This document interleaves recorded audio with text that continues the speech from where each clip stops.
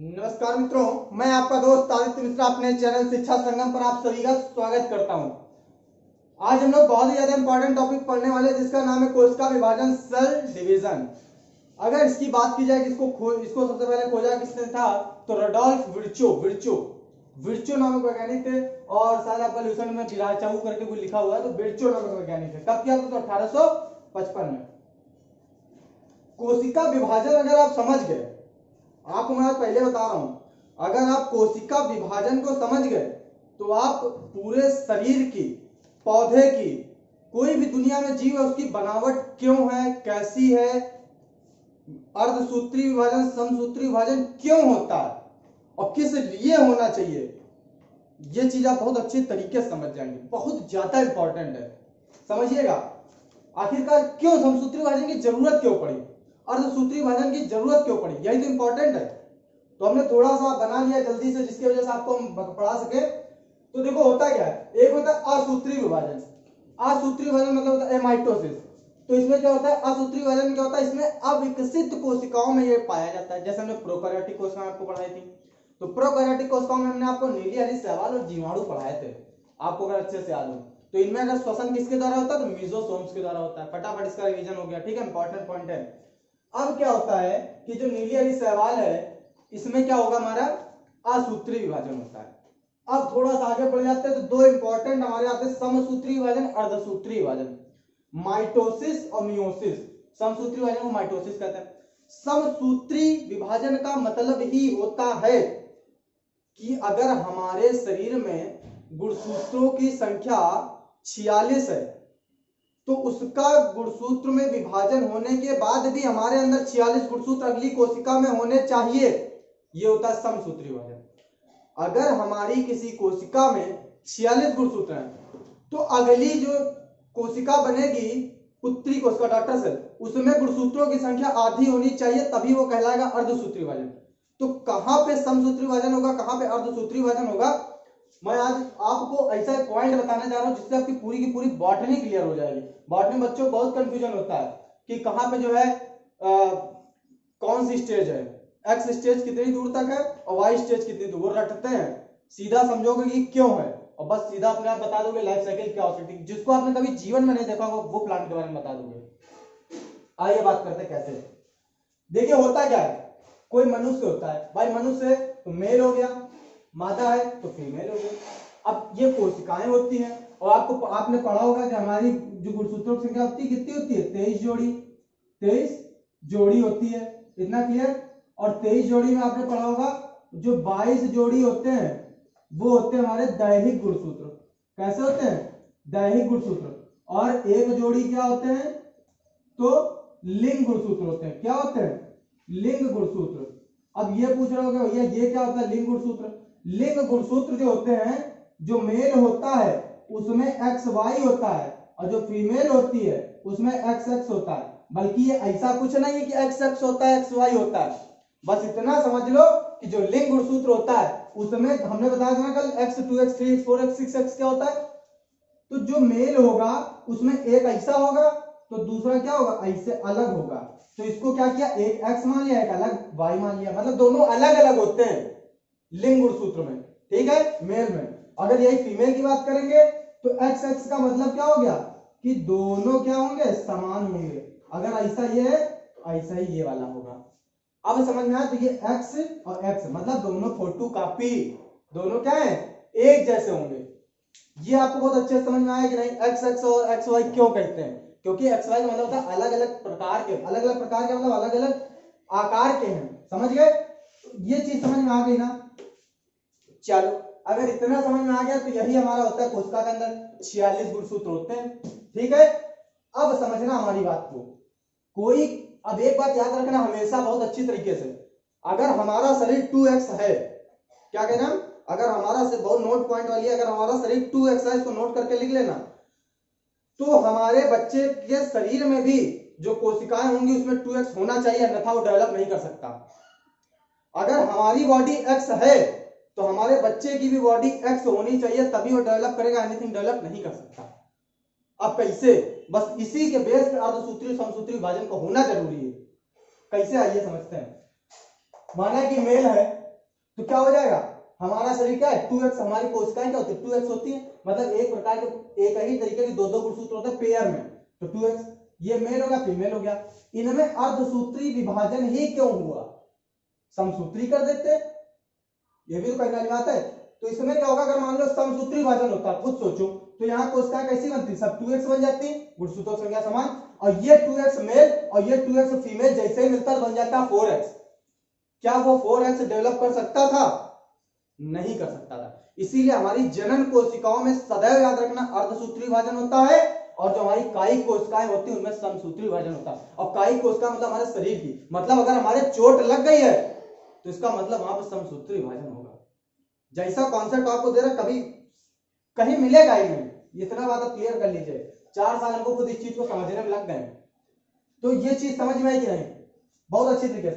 तो अब क्या होता है, यहाँ पे अर्धसूत्री विभाजन हो गया, एक्स एक्स कोशिकाएं हो गई, यहाँ पे मिल गई male female, X male X female, बन गया हमारा 2x जाइगोट, मतलब हमारे पप्पा जैसे थे वैसे ही क्या हो गया, उसका लड़का भी तैयार हो गया, मतलब हम भी वैसे ही उसी प्रकार की कोशिकाओं से निर्मित हो गए। अगर ये परिवर्तन हो जाए, गुणसूत्रों में परिवर्तन हो जाए, तो नई पीढ़ी बन जाए, अलग तरीके का हमारे अंदर हम लोग एक अलग ही यूनिक तरीके के जानवर हो जाए, समझ लो, गुणसूत्रों का ही सब खेल होता है। अब समझना, जैसे सवाल होता है, ब्रायोफाइटा होते हैं, ये सारे ऐसे संघ होते हैं कि इनकी कोशिकाएं होती है एक्स, क्या होती है एक्स हेप्लॉइड। अब इनमें तो 2x कैसे होगा, ये भी सोचने वाली बात है। तो इसमें x, अगर ये कोशिका थी, देखो x है, तो इसकी जो बच्चों वाली कोशिकाएं होंगी वो भी क्या होंगी x। तो अब x करने के लिए क्या करना पड़ेगा, तो समसूत्री विभाजन, क्या करना पड़ेगा बच्चों, समसूत्री विभाजन होना पड़ेगा। और जैसे ही समसूत्री विभाजन होगा तो इसमें क्या होगी, सारी कोशिकाएं एक्स एक्स हो जाएंगी। अब क्या होगा समझना हमारी बात को, ये मेल की कोशिका और ये फीमेल की कोशिका जब आपस में मिलेंगी तो ये हमारा क्या बना देंगे बच्चों, 2x जाइगोट, क्या बना देंगी 2x जाइगोट, क्या बनाती है जाइगोट, बल्कि इसको जाइगोस्पोर बोलते हैं। जब इस स्टेज की बात होती है, जब हैप्लॉइड होते हैं, जब ये मिलते हैं तो जाइगोस्पोर बनता है, और जबकि जब इसकी बात होती है तो जाइगोट बनता है मेल फीमेल में, ये भी याद रखिएगा। तो जाइगोट बनता है, जाइगोस्पोर भी इसको बोलते हैं, ठीक है, जाइगो स्पोर भी बोलते हैं। जब स्पोर मतलब पौधों की बात होगी, जब पौधों की बात होती है उसमें स्पोरोजोइट्स स्पोर्स बनते हैं। इतनी बात क्लियर हो गई। अब क्या होगा, अब ये 2x है, अब ये पौधा डेवलप नहीं कर सकता, बहुत अच्छे से याद रखना, ये पौधा कभी डेवलप नहीं कर सकता, क्योंकि ये 2x, इसके पापा कैसे थे x थे। अब इसको x होना पड़ेगा पौधे को डेवलप होने के लिए। अब ये क्या हो जाएगा, अब इसमें कौन सा ऐसा विभाजन हो जाए कि x हो जाए, तो इसमें होना पड़ेगा अर्धसूत्री विभाजन, अर्धसूत्री विभाजन। और जैसे इसमें होगा अर्धसूत्री विभाजन तो बच्चों समझ जाओ ये सारी कोशिकाएं कैसी होंगी, 4 कोशिकाएं। एक बात याद रखना, यही अंतर है छोटे छोटे। पूछा जाए समसूत्री विभाजन कहां होता है, कायिक कोशिकाओं में होता है। अर्धसूत्री विभाजन कहां होता है, लिंग मतलब लिंग कोशिकाओं में होता है ना।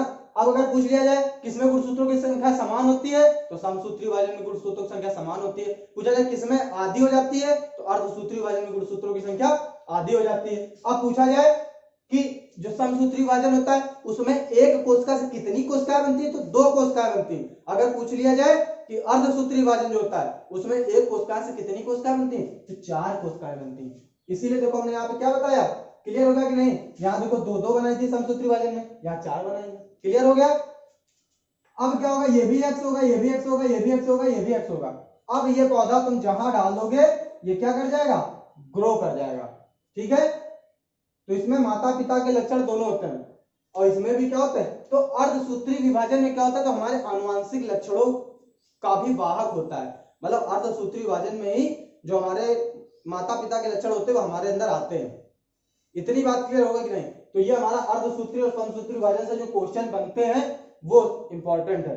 यहां तक सारी बातें क्लियर हो गई कि नहीं। तो अब इसकी बात अगर हम कहें तो समसूत्री विभाजन में जो प्रोफेज अवस्था होती है, प्रोफेज, इसमें भी कई सारी अवस्था होती है, प्रोफेज, मेटाफेज, एनाफेज, टीलोफेज, है ना।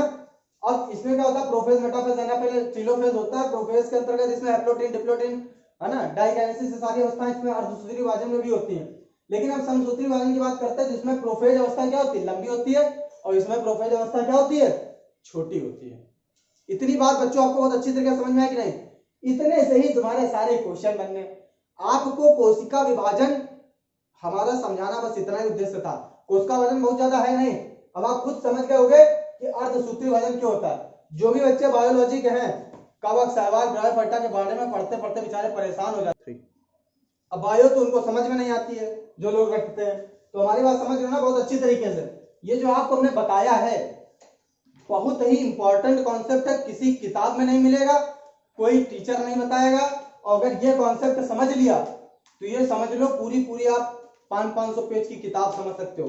जो लोग ब्रायोफाइटा पढ़ते हैं और शैवाल के बारे में पढ़ते हैं, जो बीएससी वगैरह करते हैं ना, उसमें इतनी सारी अवस्थाएं होती हैं, कहीं समसूत्री विभाजन से अर्धसूत्री होने लगता है, कहीं अर्धसूत्री समसूत्री, लाइफ साइकिल पढ़ते पढ़ते दिमाग चकरिया जाता है। कॉन्सेप्ट क्या है, सिर्फ इतना है। इस कॉन्सेप्ट को समझने में हमको काफी समय लगा था, 2 साल बाद समझ में आया कि यार ऐसा नहीं हो सकता है। फिर पता चला ऐसा ही तो होता है, लेकिन इसको जो पकड़ ले जाए उसी का कॉन्सेप्ट है।